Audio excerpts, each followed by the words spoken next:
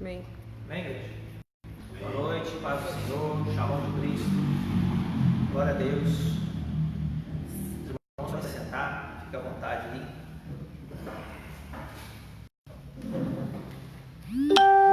Eu espero que vocês estejam com o coração aberto, porque o Senhor vai falar conosco algo que nós devemos ter a percepção de notar e focar, porque se nós não nos atentarmos, nós poderemos ser levados junto com os outros. Eu quero pedir para vocês para as suas vidas em Mateus, o capítulo 24.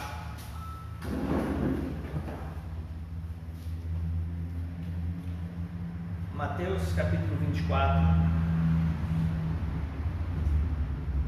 A partir do versículo...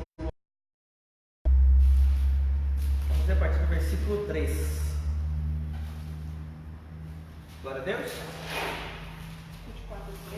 24:3. Mateus, capítulo 24, verso 3. Nós vamos falar hoje um pouco a respeito do retorno do Senhor, mas não somente isso. Vamos lá. No Monte das Oliveiras achava-se Jesus assentado, quando se aproximaram dele os discípulos, em particular lhe pediram: dize-nos quando sucederão estas coisas, e que sinal haverá da tua vinda e da consumação do século. E ele lhes respondeu: vede que ninguém vos engane. Então, primeira coisa para ter atenção é cuidado com o engano. Vamos seguir. Porque virão muitos em meu nome dizendo: eu sou Cristo, e enganarão a muitos. E certamente ouvireis falar de guerras e rumores de guerras. Vede, não vos assusteis, porque é necessário assim acontecer, mas não é o fim. Porquanto se levantará nação contra nação, reino contra reino, e haverá fomes e terremotos em vários lugares. Porém, tudo isto é o princípio das dores. Então sereis atribulados e vos matarão. Sereis odiados de todas as nações por causa do meu nome. E nesse tempo muitos hão de se escandalizar, trair e odiar uns aos outros. Levantar-se-ão muitos falsos profetas e enganarão a muitos. E, por se multiplicar a iniquidade, o amor se esfriará de quase todos. Aquele, porém, que perseverar até o fim será salvo. E será pregado este evangelho do reino por todo o mundo para testemunho a todas as nações, então virá o fim. Quando, pois, vides o abominável da desolação de que falou o profeta Daniel no lugar santo, quem lhe entenda, então os que estiverem na Judéia fujam para os montes, e quem estiver sobre o eirado não desça para tirar da casa alguma coisa. E quem estiver no campo não volte atrás para buscar sua capa. Ai das que estiverem grávidas e das que amamentarem naqueles dias. Orai, pois, para que não inverno nem no sábado, porque nesse tempo haverá grande tribulação, como desde o princípio do mundo até agora não tenha vindo e nem haverá jamais. Não tivessem aqueles dias sido abreviados, ninguém seria salvo, mas por causa dos escolhidos, tais dias serão abreviados. Então, se alguém vos disser: eis aqui o Cristo, ou ei-lo ali, não acrediteis, porque surgirão falsos cristos e falsos profetas, operando grandes sinais e prodígios para enganar, se possível, até os próprios eleitos. Vede que vou-lo tenho predito, portanto, se disserem: eis que está no deserto, não saiais, ou ei-lo no interior da casa, não acrediteis, porque assim como o relâmpago sai do oriente e se mostra até no ocidente, assim será a vida do Filho do Homem. Onde estiver o cadáver, aí se ajuntarão os abutres. Eu quero parar aqui para a gente começar a nossa conversa, que já dá um texto bem legal aqui. Então você vê que só nesse trecho, embora a gente ainda não tenha acabado o assunto, Jesus continua desenvolvendo aqui, nós vemos que ele fala a respeito de algo que nós vamos destacar aqui, que foi a primeira coisa que ele falou antes de dar o sermão. É a respeito do quê? Do engano. E lembre-se, existe a verdade, existe a mentira e existe o engano. O que é um engano? É uma verdade que parece mentira. É algo convincente, é algo que, de alguma forma, você vê assim, não tem como não ser. Mas tem um mistério aqui, que eu quero destacar, que Jesus, quando ele fala no versículo 11, ele vai emendar algo mais sobre esse engano. Olha o verso 11 aí, ó. Levantar-se-ão muitos falsos profetas e enganarão a muitos. Então veja que o engano vem de falsos profetas. Então, vamos entender uma coisa. Quem é ou quem são os falsos profetas? No mesmo evangelho, você volta comigo lá para o capítulo 7, Mateus capítulo 7, volta aí um pouquinho, e aí nós vamos achar a partir do versículo 15, na verdade o verso 13, vamos pegar a partir do 13, Mateus capítulo 7, verso 13. Entrai pela porta estreita, larga é a porta, espaçoso o caminho que conduz para a perdição, e são muitos os que entram por ela, porque estreita é a porta, o caminho que conduz para a vida, e são poucos os que acertam com ela. Acautelai-vos dos falsos profetas, que se vos apresentam disfarçados em ovelhas, mas por dentro são lobos roubadores. Pelos seus frutos os conhecereis. Como eu vou conhecer então o falso profeta? Pelo fruto. Então olha que interessante. Colhem-se porventura uvas dos espinheiros ou figos dos abrolhos? Assim, toda árvore boa produz frutos bons, porém a árvore má, frutos maus. Não pode a árvore boa produzir frutos maus, e nem a árvore má bons frutos. Toda árvore que não produz bom fruto é cortada e lançada ao fogo. Assim, pelos frutos o conhecereis. Nem todo aquele que me diz Senhor, Senhor, entrará no reino dos céus, e faz a vontade dos céus. Muitos naquele dia hão de dizer: Senhor, Senhor, porventura não temos nós profetizado em teu nome não expelimos demônios, em teu nome não fizemos muitos milagres? Então lhes direi explicitamente: nunca vos conheci, apartai-vos de mim, vós que praticais a iniquidade.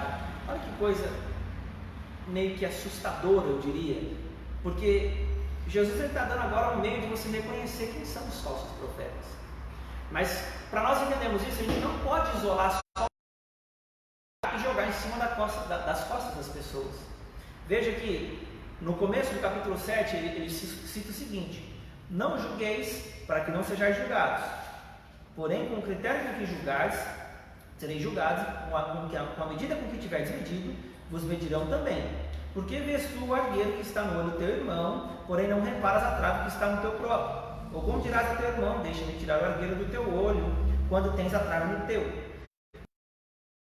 A trave do teu olho, e então verás claramente para tirar o argueiro do olho do teu irmão. Então você vê que, apesar de Jesus falar assim que você vê a árvore pelo fruto, ele diz o que para nós antes? Cuidado com o nosso julgamento. Mas qual é o critério de Cristo aqui? Por que ele está dizendo isso? Ele começa a dizer a partir do capítulo 5, esse texto. Esse texto começa aqui no capítulo 5, verso 7. Então todo o sermão do monte de Cristo, ele está nesse pedaço todo. Então eu não posso somente pegar essa parte e lançar para a direita, ou lançar para a esquerda, ou lançar mesmo para frente ou para trás, ou seja, sem que isso tenha de alguma forma sido um espelho para a minha vida. É o que ele está dizendo.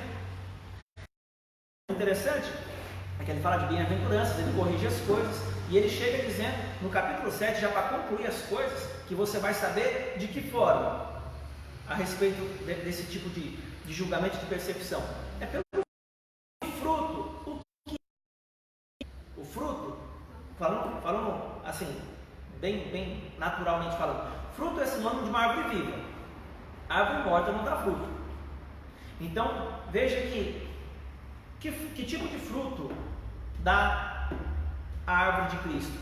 Que tipo de fruto o Senhor espera? Amor, alegria, longanimidade, mansidão, domínio próprio. Então, beleza. Se a pessoa é uma pessoa viva e ela, ou seja, se ela está conectada à videira verdadeira, porque a videira verdadeira é Cristo, ela vai frutificar sim. Então, quando Jesus chega e fala o seguinte, olha o verso 13: entrai pela porta estreita, largue a porta, espaçoso o caminho que conduz para por ela, porque estreita é a porta e apertado o caminho que conduz para a vida, e são poucos que acertam por ela. Então veja, a maioria, ela é aquela que está encaminhada para Deus? Sim ou não? Não. Então fala-se de minoria.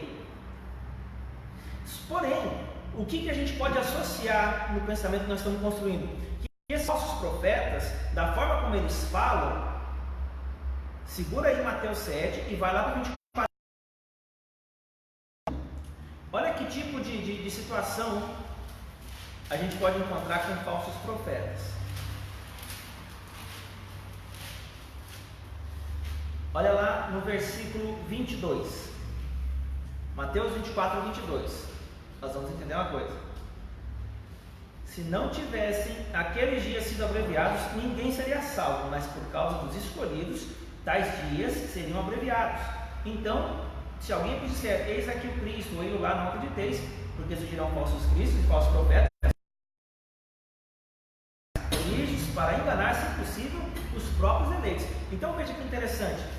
Aí vai falar o seguinte no 25: vede que vos tenho predito, portanto, se vos disserem, ele está aqui no deserto, não saiais, ou ele no interior da casa, não acrediteis, porque assim como o relâmpago que sai do oriente vai para o ocidente, assim há de ser a vinda do Filho do Homem. E aí ele dá aqui a chave da nossa conversa. Onde está o cadáver, ali se ajuntarão os abutres. Parece meio fora de contexto, né? Jesus está falando da vinda dele, disso, de repente ele fala onde está o cadáver, ali estará também os abutres. E qual a relação que isso tem com os falsos profetas e com o fruto e o julgamento? Qual é o pensamento? Porque aqui é o seguinte: vamos pensar um abutre, um urubu chegar perto de alguma coisa. O que é que atrai? Carniça. Carniça é carne morta. Então olha que coisa interessante. Os falsos profetas, eles atraem o quê? A carne. A carne. E para Deus, a carne não vale nada. Então, aonde estiver, o que ele está falando aqui? Aonde estiver o cadáver, ali se ajuntarão os abutres. Então, o cadáver é quem prega, seria o falso profeta, mas os abutres são os que comem carne podre. Estão entendendo o que está acontecendo? Então, o falso profeta, ele não só não tem fruto, como o que ele ensina é estimulante para a carne. Você não precisa mudar, basta que você creia que você consegue. Você é bom, Deus te ama assim como você está, você não precisa mudar mais nada, porque já deu perdão para você, já está tudo jóia. Esquece demônio, esquece mandamento, só tem graça. Agora, vem. E aí o que acontece? Qual é a evidência de que a doutrina dele é convincente para você? É o que Jesus continua falando no verso 24, voltando um pouquinho. Vamos ler de novo aqui, o verso 24 e 24 aí. Porque surgirão falsos cristos e falsos profetas, operando grandes sinais e prodígios para enganar, se possível, os próprios eleitos. Então, o que interessante que é isso aqui? Esses falsos também têm sinais. Então é um perigo para o Evangelho, e ele disse que estes sinais acompanhariam aqueles que crescem. Em meu nome falarão novas línguas, expulsarão demônios, curarão os enfermos, e parte desses sinais, esses caras também fazem. Então o que Jesus está falando aqui? Que não é pelo que eu vejo que eu vou saber, é pelo tipo de árvore. Eu vou ter que avaliar o quê? Eu vou ter que avaliar qual é a doutrina da pessoa, qual é a obediência que essa pessoa tem à palavra de Deus, para depois eu chegar e pôr um prumo na minha decisão.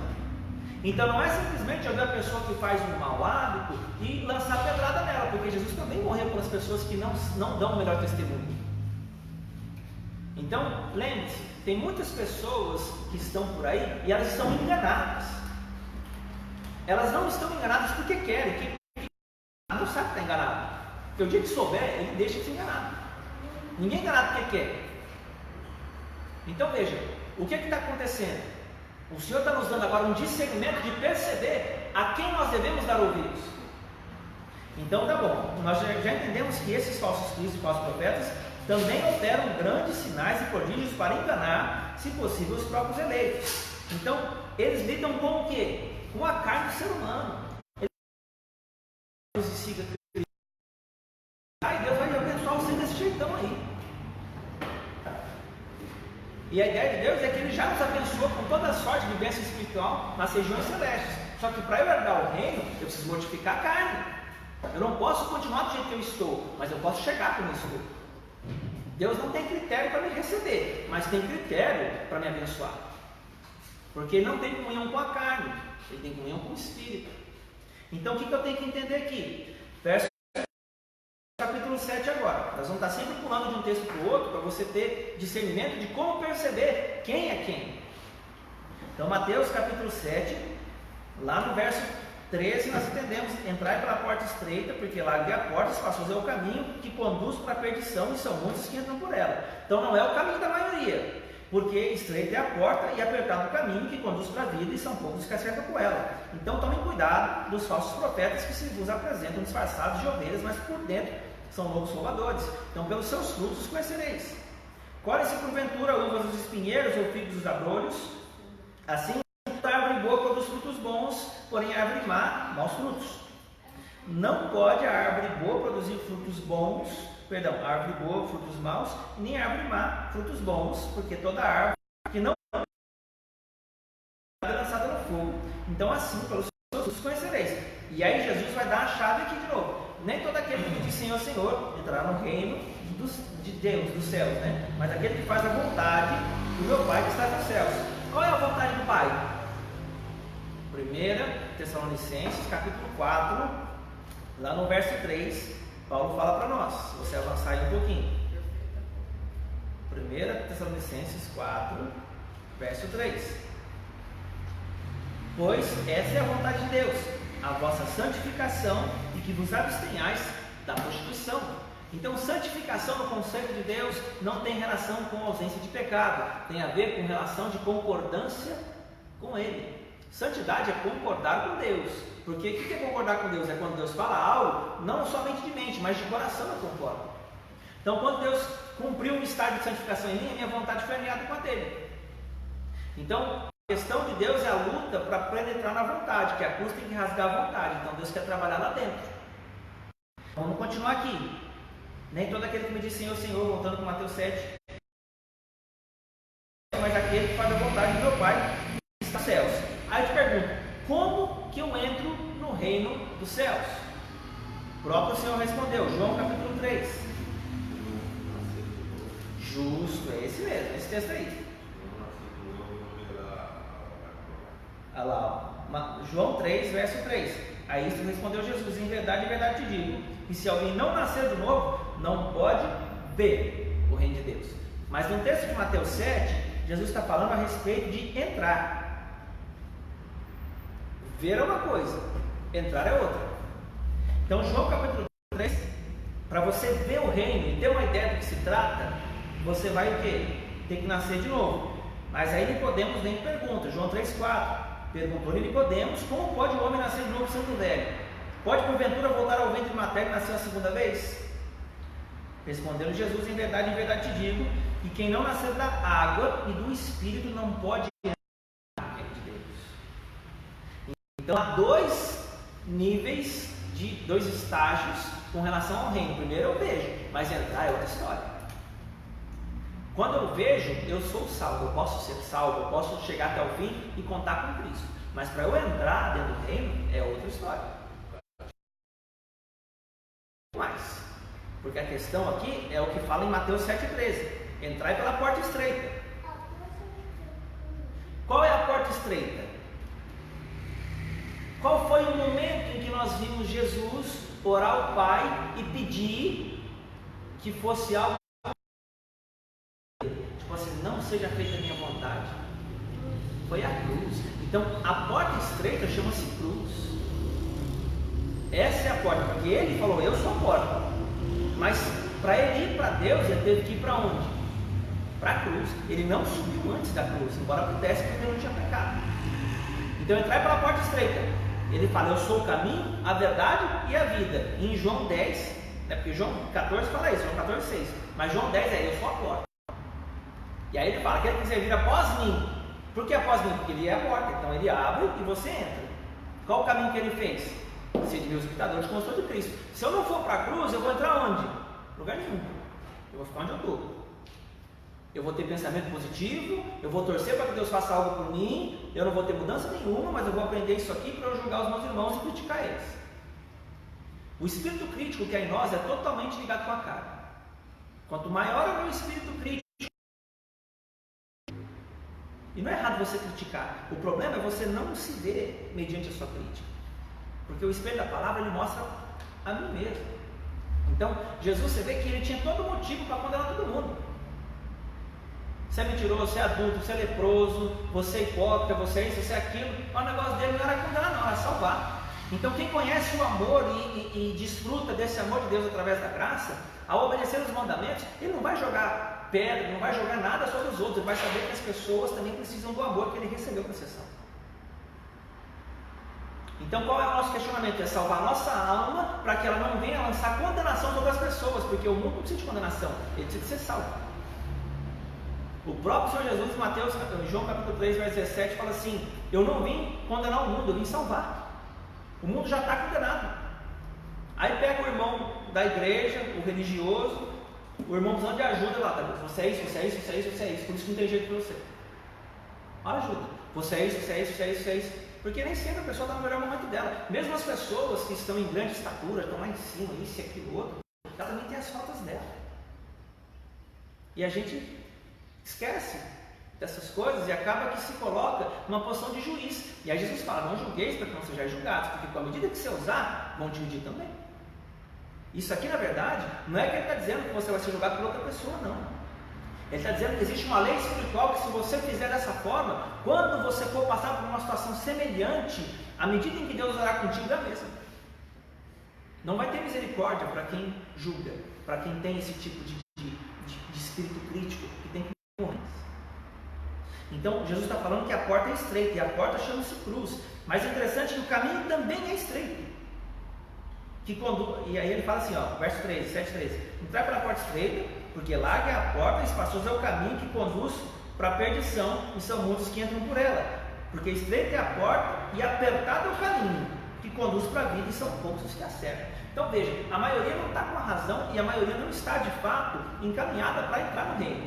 Estão vendo o reino, se estiver. Então a questão no meio tempo é o fruto. Está no contexto. Mas Jesus vai explicar uma coisa: aquele que faz a vontade do meu Pai.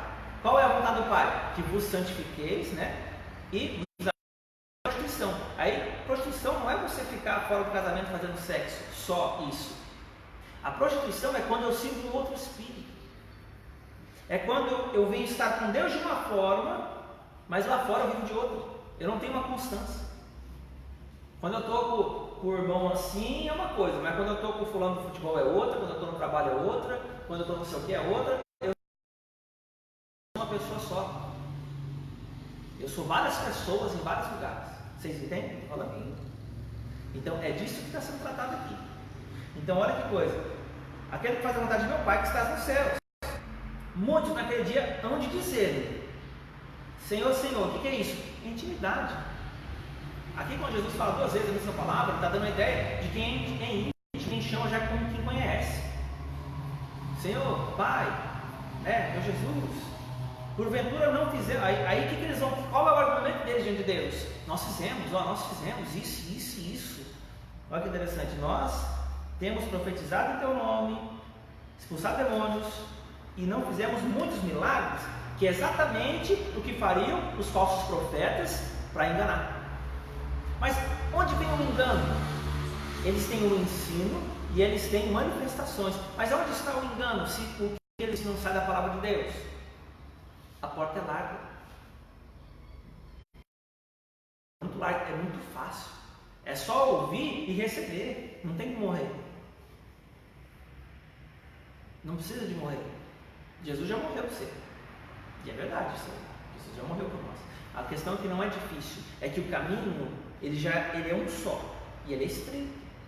Mas por que, pastor, você só fala disso? Porque nós precisamos ter consciência de que nunca vai ficar mais fácil do que está escrito. Porém, há um amparo tremendo que Deus quer dar no meu coração e no seu, para que você passe a enxergar o que Ele tem para você. Porque Ele não quer que você seja derrotado pelas mentiras e os enganos.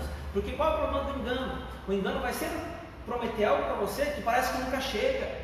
E você não vai ter amparo interior, porque a doutrina não tem vida.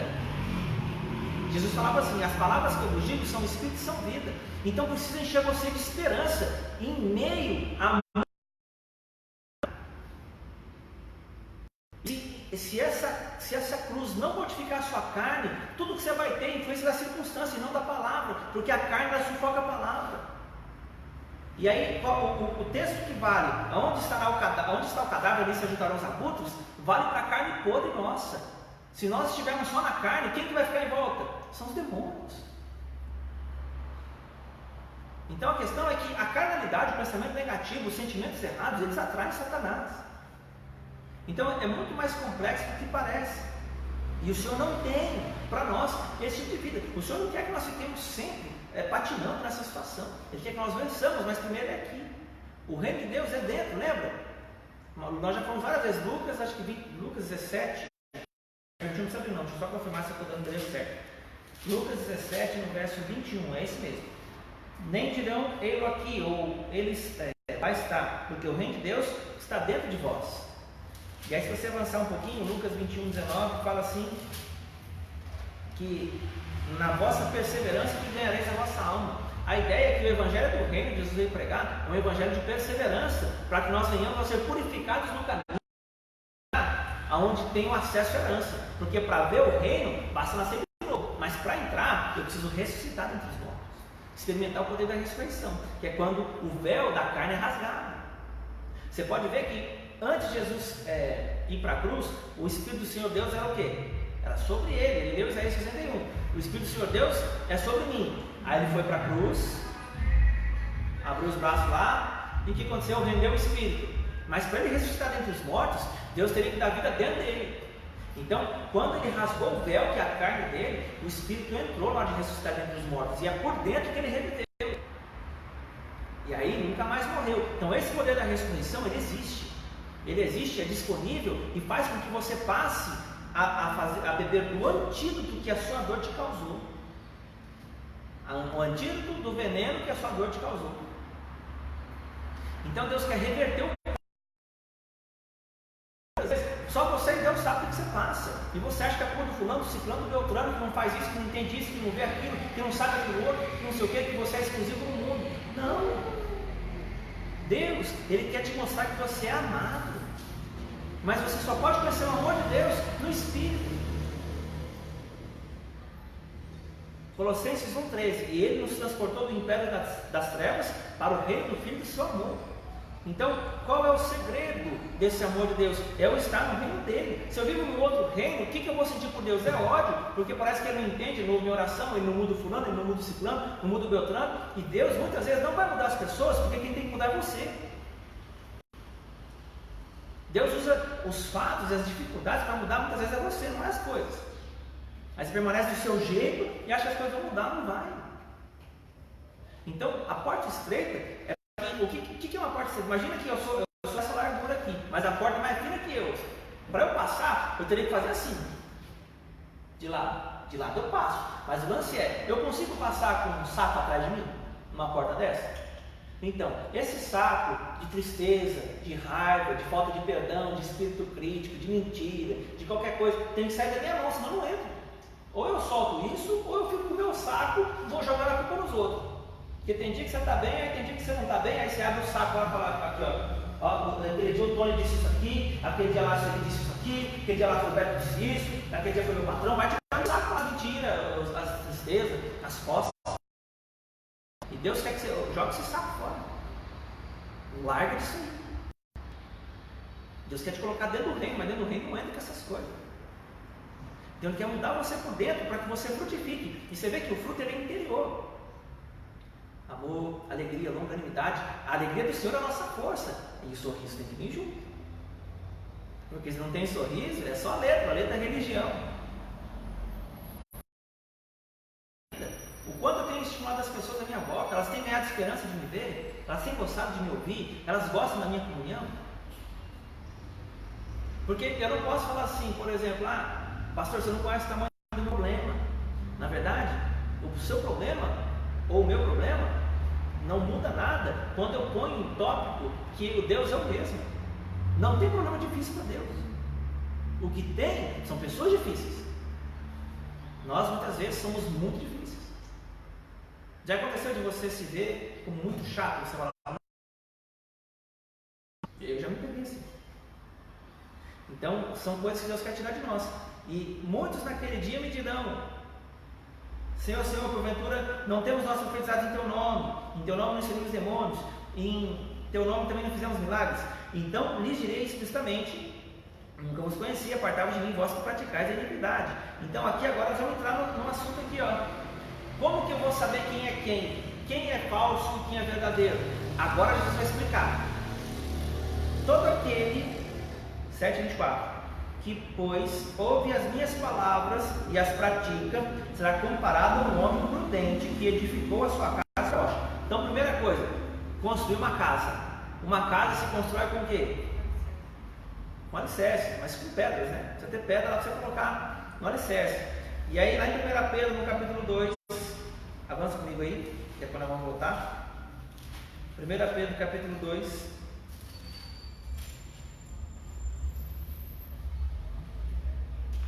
Lá no versículo 1. 1 Pedro 2:1. Despojando-vos, portanto, de toda maldade e dolo, de hipocrisias, invejas e toda sorte de maledicência, desejar ardentemente como crianças o genuíno leite espiritual, para que por ele vos seja dado crescimento da salvação, se é que já tem experiência de que o Senhor é bondoso, chegando-vos para ele a pedra que vive, rejeitada sim pelos homens, mas para com Deus eleita e preciosa. Também vós mesmos, como pedras que vivem, sois edificados casa espiritual. Olha a casa que Jesus está falando aqui, ó. Sois edificados casa espiritual para ser, a fim de oferecer sacrifícios espirituais agradáveis a Deus por intermédio de Cristo. Então você vê aqui, depois que você continuar, você vai continuar o texto aqui, você vai ver. Mas a ideia é de que nós somos nada mais, nada menos do que a mesma natureza de Cristo. Então, à medida que o Senhor fala conosco e nós passamos a praticar o que Ele fala, eu vou construindo a minha casa. Então veja, como que eu faço uma coisa para Deus? É praticando o que Ele fala. Mas deixa eu te dar uma luz aqui. Qual é a ideia de Deus? É mudar minha mente, não é? Então, qual é a casa de Deus? São pensamentos e trabalhados geram o quê? Hábitos. Para você entender, quando você vai praticando alguma coisa, você não fica. Isso é um hábito. Então Deus quer que nós o ouçamos, porque a fé vem pelo ouvir a palavra de Deus, e pratiquemos o que ouvimos, para que o que nós ouvimos se torne hábito em nós. E quando se torna hábito, há ali o quê? Uma fusão. Fusão do quê? De Deus na sua mente comigo. Então ali eu e ele concordamos. Não tem que nem pensar duas vezes. Não tem esforço, vocês estão entendendo? Então Deus quer o quê? Renovar minha mente de tal modo a produzir hábitos em mim, para que eu seja semelhante ao meu irmão mais velho, que é Jesus Cristo. O propósito de Deus ao construir uma casa espiritual, que a casa espiritual para Deus é uma mentalidade e um sistema de crença. Porque na verdade a mentalidade ainda é menos. É um sistema de crença que venha a abranger todas as áreas da minha vida. Sentimental, financeira, espiritual, ministerial, todas as áreas da sua vida precisam sair dos pensamentos que Deus pôs, para que você veja tudo como Deus vê. Então a questão aqui é que todo aquele que ouve, porque a fé vem pelo ouvir, e pratica, esse é o homem prudente que edificou a casa sobre a rocha. Quem é a rocha? É o próprio Cristo. Pedra angular que nós vemos em 1 Pedro. E caiu a chuva, transbordaram os rios, sopraram os ventos que deram com ímpeto contra aquela casa que não caiu, que foi edificada sobre a rocha. Sabe o que é isso aqui? Pode o pau quebrar na sua vida, pode acontecer o diabo a quatro aí fora, o seu coração fica bem. Ainda que ele seja tocado, você fica um pouco machucado, triste, isso não permanece, porque a sua casa é forte, você não desanima, você não perde a perseverança de continuar. Porque Deus tem blindado o seu coração, que é proteger você por dentro. É para você vencer e te fortalecer a ponto de que o que entra não é maior do que o que sai. Maior é o que está em nós e o que está no mundo. Então o diabo te propõe uma coisa, você fala outra e vive outra coisa, semelhante à palavra, que aquilo que ele fez não se perpetua. Agora, se o diabo propõe um problema, você fala o problema e faz de acordo com o problema, então o que você fez ali? Você se uniu ao que ele propôs, consequentemente, ele tem um espaço para atuar na sua vida. Vocês conseguem ver o que eu estou falando? Então, por que Deus fala assim?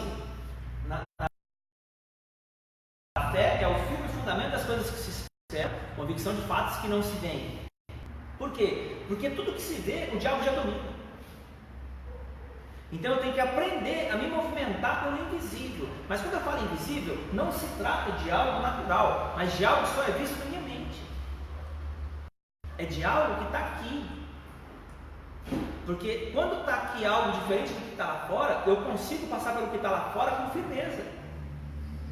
Então, se você for olhar em Hebreus capítulo 11, no verso 3, você vai entender que a fé, ela não é só um firme fundamento das coisas que se esperam e a convicção de que não se vê. Você vai ver que a fé é o que? Pela fé entendemos. A fé é um entendimento. A fé é uma perspectiva. A fé é uma percepção dos fatos a partir do invisível e não do visível. Ou seja, o parâmetro é a palavra que Deus dá e não a imagem que eu estou olhando com meus olhos naturais. Então, pela fé entendemos que o universo foi formado pela palavra de Deus, de maneira que o visível veio a existir das coisas que não aparecem. Então, eu começo a entender que pela fé que está fora e nítido para mim com o que Deus está planejando e fazendo. Porque céus e terra passarão, as minhas palavras não. Então veja, há tempo de sorrir, tempo de sofrer, tempo de ganhar, tempo de perder, tempo de plantar, tempo de colher, tem vários tempos, não é assim? Mas no verso 11 de Eclesiastes fala assim que Deus fez tudo formoso quando? No seu devido tempo e também. O que é eternidade com relação ao tempo A e o tempo B? É uma constante. Deus quer te dar uma firmeza tão sólida que seja o tempo de fartura, ou seja o tempo de escassez, você está firme numa dimensão que o tempo não vai fazer diferença em quem você é, no que você sente. Estão entendendo? Está sendo dito? Então Deus quer te dar constância, e essa constância vem de uma casa construída sobre a rocha. A tempestade, o rio que bate, essas coisas que estabiliza a casa, fala do seu emocional que não aguenta o tranco. E a culpa não é do problema. A culpa é sua que ainda não construiu a casa sobre a rocha. Mas pastor, como é que eu faço? Práticas espirituais. Eu preciso orar em línguas, meditar na palavra, eu preciso jejuar, eu preciso ter comunhão com os meus irmãos. Porque às vezes a resposta que eu preciso está na boca de um irmão improvável. Às vezes a pessoa que vai mudar a sua vida, ela é aquela que você não vai com a cara de jeito nenhum. Deus tem coisas boas em embalagens nem tão bonitas assim. Então, o que nós não podemos é achar que somos nós quem sabemos de todas as coisas, que somos senhores do saber. 1 Coríntios 8, se eu não me engano, no verso 3, fala assim que o saber ensoberbece, mas o amor edifica. Então, eu preciso me humilhar diante de Deus. O que é humilhar diante de Deus? É falar para que eu não sei nada, é Ele que sabe a minha vida e tem que me guiar. Porque se eu for no meu pensamento sempre, na minha sabedoria sempre, eu não vou atingir os meus objetivos. Eu preciso estar sempre disposto. Então, no verso 26 de Mateus 7, nós já estamos acabando. E todo aquele que ouve essas minhas palavras e não as pratica será comparado a um homem insensato que edificou sua casa sobre a areia. Caiu a chuva, transbordaram os rios, sobraram os ventos, deram com ímpeto contra aquela casa e sendo grande a sua ruína. Ou seja, a casa cai. E então, quando acabou de proferir essas palavras, estavam as multidões maravilhadas da sua doutrina, porque ele não ensinava como escribas, mas como quem tem autoridade. O que é isso aqui? A questão é de que quando você prega a partir do Espírito, de coisas que você de fato experimentou em Deus, o próprio Espírito, ele convence as pessoas e prova para elas que você é convicto do que você fala. Porque o Espírito testemunha das coisas de Deus. Você está entendendo, igreja? Então, o que o Senhor quer nos trazer? Quer te trazer o reino. Para você entrar no reino, você precisa experimentar a vida de Deus no seu coração. E para isso, o véu tem que rasgar a carne. Porque até é sobre, você nasceu de novo, mas o Espírito não tem como fazer muito mais do que aquilo que ele faz, porque você hoje não está ainda com o coração apto para recebê-lo. Há muitos questionamentos. E Deus quer trabalhar com isso. Mas coisas que nem olhos viram, nem ouvidos ouviram, nem jamais tem no coração do homem. É o que Deus tem preparado para aqueles que o amam. Os tempos mudaram. Muitos de nós, aliás, todos nós, vamos entrar em coisas novas. Novas finanças, novos relacionamentos, novos âmbitos, novas oportunidades, tem tudo novo. Só que eu preciso não perder de vista que mesmo esse tempo novo, bom e farto que nós vamos entrar, ele não é não é eterno. Ele é um tempo de abundância, Nós seremos como na época de José, o Brasil, agora estou falando profeticamente para o Brasil. O Brasil agora vai viver um tempo de fartura. Vai viver um tempo de fartura. Vai prosperar muita nação. Só que depois haverão 7 anos de fome. Então nós temos que ter a noção de lidar com isso, que não é fome no Brasil. Quando eu falo fome, eu falo mundialmente falando. Nós vamos servir as nações. É um tempo de José esse aqui. Pode soar meio esquisito, meio estranho, mas é um tempo de José. Então Deus vai pôr na sua mão muita condição, muita coisa nova. Você vai olhar, me mudou, me deu nova condição, mas faça bom uso do que vai vir na sua mão, porque se você não fizer, vai chegar o tempo em que Deus vai pedir para você servir, você não vai ter. E a culpa vai ser totalmente nossa de não termos administrado conforme o Senhor nos orientou. Então tenhamos sabedoria, porque as coisas vêm, estão vindo. Amém, igreja? Vamos orar? Agradecemos pela tua palavra, obrigado por cada toque do Senhor em nossas vidas, em nossos corações, porque o Senhor sempre nos instrui com clareza, que a tua palavra é lâmpada para os nossos pés e luz para os nossos caminhos. Eu quero pedir ao Senhor que confirme essa palavra nos corações, que meus irmãos sejam renovados esta noite, que tenham um tempo de descanso. Senhor, abençoe os irmãos que estão assistindo pela internet, os que vão assistir ainda, aqueles que vão ouvir os áudios, em nome de Jesus, e que haja um tempo novo de fato nos corações. Eu peço que a tua luz brilhe lá dentro e que o Senhor possa estar com eles e eles contigo. Em nome de Jesus, muito obrigado, porque o Senhor sempre é o coração da tua igreja. Amém e amém. Tranquilo? Tem 3 pessoas. 3 pessoas, dá para você ver? A Sandra de Santos, Vinícius. Sandra, um abraço. Ô menino, Deus abençoe você.